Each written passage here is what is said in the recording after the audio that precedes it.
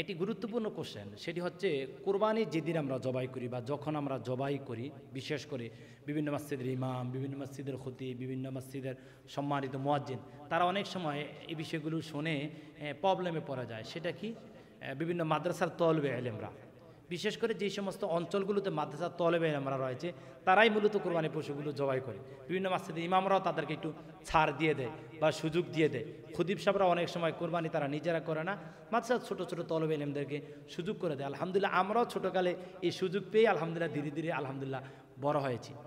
সেখানে কোরবানি করতে গিয়ে যে বিষয়টা অনেক সময় লক্ষণীয় দেখা যায় বা বিশেষ করে যে বিষয়টা আলোচনার ঝড় তোলে, সেটা হচ্ছে যার পশু জবাই করতে গিয়েছেন কোনো তলবে এলেম বা কোনো মসজিদের মুয়াজ্জিন, মসজিদের খতিব, মসজিদের ইমাম, তখন সে কী করে একটি খাতার লিস্ট তৈরি করে আনে।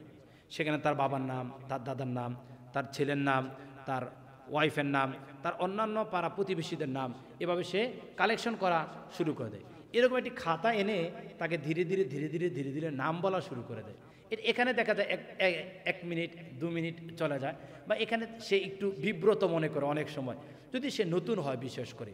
এখানে কি উল্লেখ্য যে এই নামগুলো কি বলতেই হবে, না বললে কি আপনার কোরবানি হবে না, এই বিষয়টা আমাদের জানা দরকার। প্রথম কথা হচ্ছে, আপনি কোরবানি করছেন শুধুমাত্র আল্লাহ তাআলার জন্য, আল্লাহ তাআলাকে রাজি খুশি করার জন্য।